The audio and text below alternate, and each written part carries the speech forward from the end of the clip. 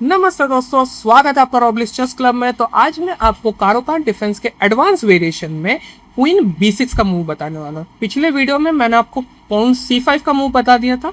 अभी अगर मान लीजिए कि आपको C5 मूव नहीं खेलना तो आप क्या खेलेंगे, तो ये वीडियो आपके लिए।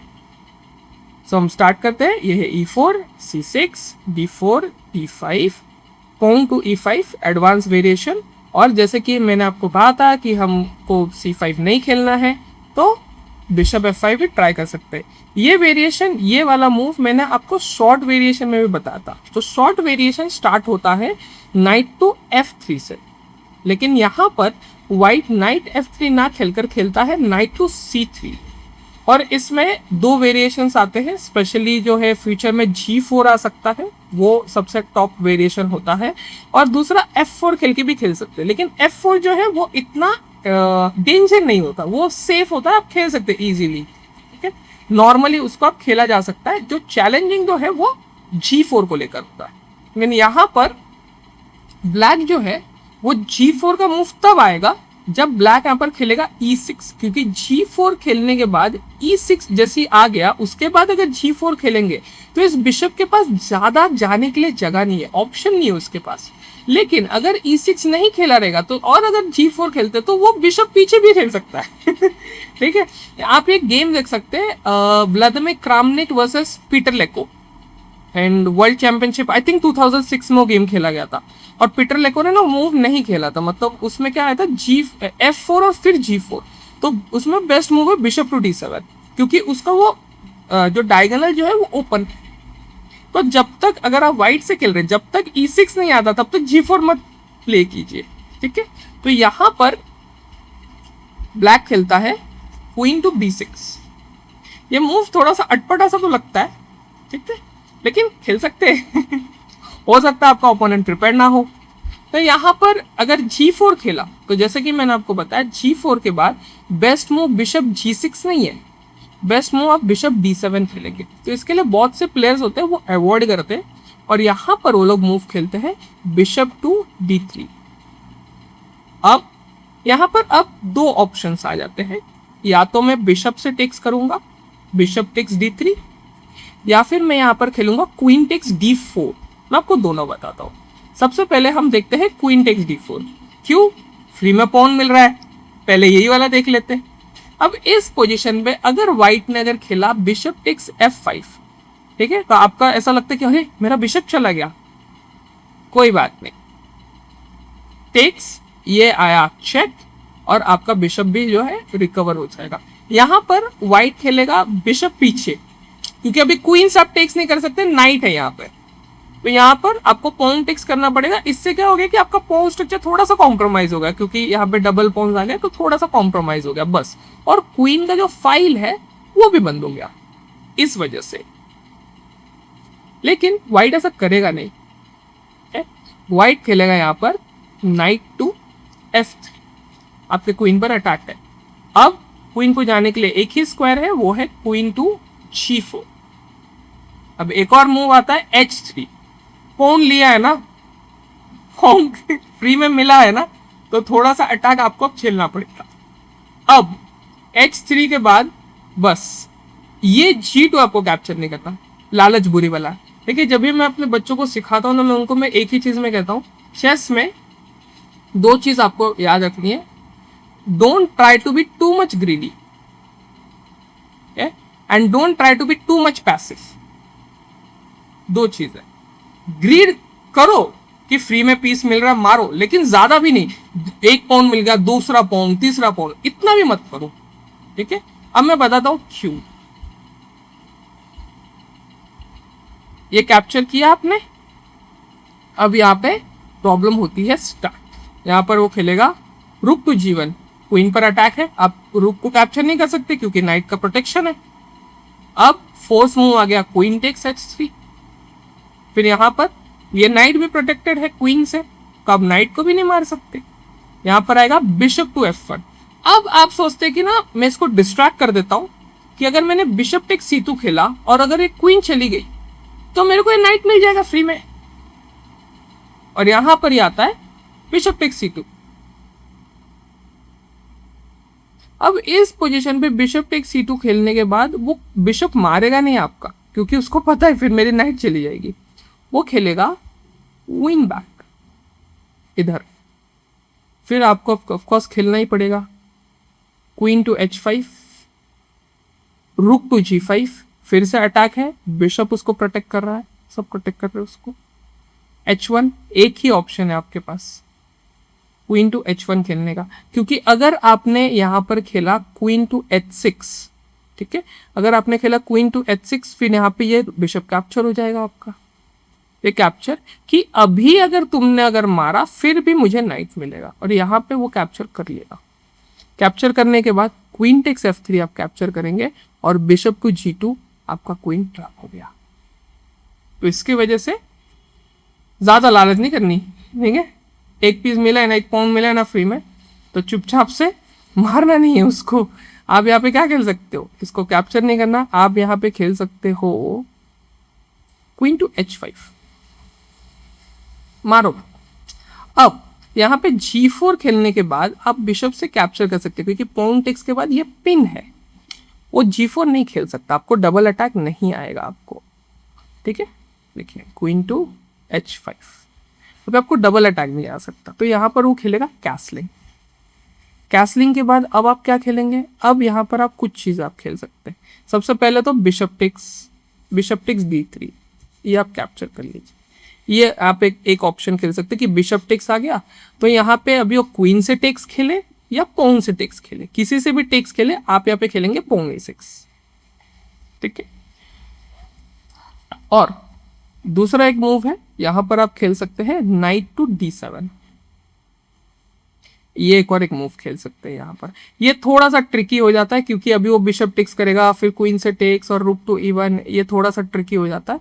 तो इसके लिए कि सिंपल आप कैप्चर करेंगे वो आपके लिए ज्यादा बेटर रहेगा, ठीक है। ये हो गया क्वीन टेक्स D4 का मूव। अब ऐसा होता है कि हम क्वीन टेक्स D4 नहीं मारते, हम इतने रिस्क पे नहीं खेलेंगे, हम सिंपल खेलेंगे बिशप टेक्स। अब देखिए बिशप टेक्स के बाद अभी यहाँ पे अगर पॉन से टेक्स किया फिर तो पार्टी है, ठीक है, डबल पॉन हो गए, एक पॉन फ्री में मिल जाएगा, फिर तो वारे न्यारे हो जाएंगे तो यहाँ पे ऑफकोर्स वो खेलेगा क्वीन टेक्स, और इस पोजिशन पर अभी आप खेलेंगे आपका signature move E6 pyramid structure. यहाँ पर आएगा ऑफकोर्स नाइट E2 G2, क्यों, क्योंकि नाइट F3 खेलने के बाद नाइट के पास ज़्यादा स्कोप नहीं है, फिर वो H6 खेल देगा और उसके पास कोई स्कोप नहीं है। इसका आइडिया क्या है कि नाइट E2 के बाद G3 पे भी आ सकता है और F4 पे भी आ सकता है।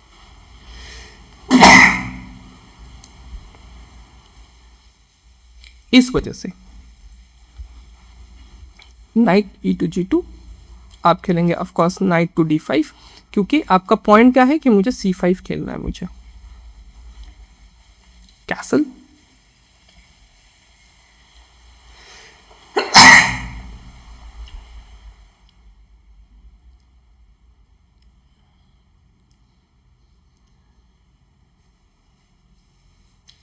कैसल, नाइट टू E7, यहाँ पे आया पॉन टू A4, यहाँ पर आप A5 भी खेल सकते हैं, ये एक और मूव है कि A5 भी आ सकता है यहाँ पर, और यहाँ पर आप खेल सकते हैं पॉन टू C5। अब C5 के बाद ओपोनेंट खेलेगा पॉन A5 खुद, आपके क्वीन पर अटैक है। अब इस पोजीशन पे बहुत सारे प्लेयर्स मिस्टेक करते हैं और वो खेलते हैं यहाँ पर क्वीन टू C6, जो कि गलत मूव है यहाँ पे। क्यों, क्योंकि यहाँ पर आएगा टेक्स, और यहाँ पर जैसे कि आप देख सकते हैं नाइट से अगर आपने नाइट टेक्स C5 खेला तो आएगा नाइट टू D4 आपके क्वीन पर अटैक, और अगर आपने क्वीन टेक्स खेला तो आएगा बिशप E3 फिर से आपके क्वीन पर अटैक। तो इसलिए आप ये क्वीन C6 ना खेलकर आप खेलेंगे क्वीन टू A6। दिखने में थोड़ा सा अटपटा मूव लगता है, फिर से जैसे कि मैंने आपको कहा कुछ मूव्स ऐसे होते हैं जो आप दूसरे वेरिएशंस में नहीं खेल सकते, दूसरे स्ट्रक्चर्स में नहीं खेल सकते उसी ओपनिंग के, लेकिन एक पर्टिकुलर ओपनिंग एक वेरिएशन ऐसा होगा कि उसमें आप खेल सकते हैं वो मूव। अब इसका आइडिया क्या है, अगर क्वीन से अगर टेक्स हो गया तो फिर ब्लैक का प्रॉब्लम रिजॉल्व है। जैसे कि मैंने आपको पहले ही बताया था कि कारोकान डिफेंस में अगर क्वीन एक्सचेंज हो गई ब्लैक के फेवर के साइड से, या फिर ब्लैक जिस ऑप्शन में उसने रखा था उसी पोजीशन में, फिर तो ब्लैक की पार्टी है। लेकिन यहाँ पर आएगा पॉन टू b4, और यहाँ पर एक चीज़ याद रखना है कि आपको कौन से टेक्स नहीं करना है। आप यहाँ पे खेल सकते हैं पॉन टू c4। क्यों? क्योंकि अगर आपने यहाँ पर खेला टेक्स तो यहाँ पर मूव आएगा नाइट टू b5, यहाँ पर आ रहा है चेक, और यहाँ पे जा रही है आपकी क्वीन डबल अटैक पे, क्योंकि क्वीन भी है। यहाँ पर वो खेल सकते हैं knight takes e5, check, king to d7, queen takes a6, B takes a6, takes a6 और नाइट 5 टू c6। अब ये पोजीशन मतलब अगर आप कंप्यूटर पे डालेंगे, कंप्यूटर बोलते हैं ओके ड्रॉइश है, मतलब ठीक है खेल सकते हैं इसको, लेकिन ह्यूमन पर्सपेक्टिव से खेलना इतना इजी नहीं है यहाँ पर खेलना, इस वजह से। तो इसको आप कैप्चर को आप अवॉइड करेंगे, यहाँ पर आप खेलेंगे पॉन टू c4। मैं आपको एक और मूव बता देता हूँ, अगर उसने b5 नहीं, b4 नहीं खेला और अगर उसने डायरेक्टली खेला नाइट यहाँ पर, तो अभी आप खेलेंगे पॉन टू c4 जो कि बेस्ट मूव है। अब इस पोजीशन पे अगर उसने चेक खेला तो भी कोई प्रॉब्लम नहीं है आपको, क्योंकि आपको भी क्वीन मिल रही है यहाँ पे। देख लीजिए ये चेक खेला, किंग टू d8 आएगा, और यहाँ पे मान लीजिए कि अगर कैप्चर किया, कैप्चर करने पे ये कैप्चर, अब दोनों ही नाइट जा रहे हैं, ये भी नाइट है ये भी नाइट है। और अगर यहाँ पर उसने खेला नाइट टू e6 चेक, ये तो सिंपल है कि क्वीन टेक्स, पॉन टेक्स और c टेक्स। अब इस पोजीशन पे अगर ये कैप्चर करने का सोचा भी उसने, अगर टेक्स, तो सिंपल आएगा bishop takes, c takes, position equal है, लेकिन बस ये डबल पॉन आ गए तो एंड गेम में ऑफकोर्स प्रॉब्लमेटिक होगा ब्लैक के लिए। और यहाँ पर ब्लैक खेलेगा फाइनल a6, ठीक है। तो अब पॉन आगे नहीं आएगा और ये वाले पॉन के लिए भी डिफेंस हो गया, और नाइट सिंपल यहाँ पे b8 से c6 आ सकता है, इस पॉन पे प्रेशर, और इसको फिर होल्ड करना पड़ेगा किसी ना किसी पीस से। अब क्वीन a6 के बाद यहाँ पर वाइट खेलेगा पॉन टू b4। अब b4 के बाद जैसे कि मैंने b4 के अलावा अगर नाइट टू b5 खेला, वो भी मैंने बता दिया आपको, तो उसमें नाइट टू b5 भी खेलेंगे, उसमें भी c4 आएगा, और इसमें भी आपको c4 ही खेलना है। अब क्वीन पर अटैक है, अगर उसने b5 खेला तो आप कैप्चर कर सकते हैं। देखिए सिंपल, अगर b5 खेला तो फिर सिंपल ये टेक्स है, और ये टेक्स होने के बाद यहाँ पर आप b टेक्स e कर सकते हैं, ठीक है। तो ये विन है। और या फिर कैप्चर होने के बाद, यहाँ पर कैप्चर होने के बाद व्हाइट ये भी खेल सकता। अब पॉइंट ये है कि अब ये क्वीन कहीं पे जा रहे हैं, इधर मूव होगी क्वीन, वहां पे कैप्चर तो सुनेगा। अब c4 के बाद जनरली ये क्वीन ये b5 पे आता नहीं, क्योंकि उसको क्वीन मेंटेन रखना है, क्योंकि मैंने आपको ऑलरेडी बताया था कि कारोकान डिफेंस में अगर क्वीन एक्सचेंज होता है तो ब्लैक के लिए पोजीशन फेवरेबल हो जाता है, ब्लैक इजीली उसको ड्रॉ कर सकता है। तो इसके वजह से यहाँ पर वो चाहेगा क्वीन टू x3 पे, सिंपल उसने किंग साइड उधर शिफ्ट कर लिया, और यहाँ पे ब्लैक का मूव आएगा पॉन टू b5। अब b5 क्यों खेला, इससे क्या हो गया कि पूरा जो क्वीन साइड का जो एरिया था वो पूरा लॉक हो गया।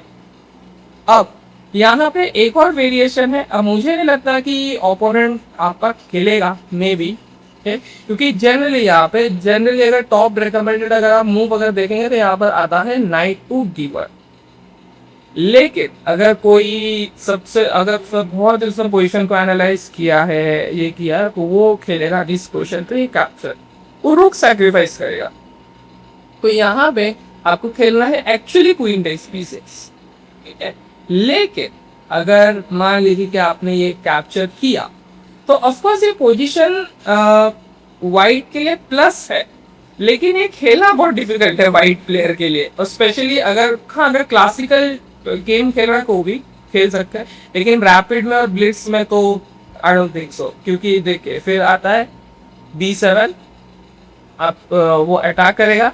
यहाँ पर खेलना है रूक टू B8। आपका अगर दूसरे जगह पे जाएगा तो कैप्चर हो जाएगा। और फिर यहाँ पे आता है नाइट टू B5।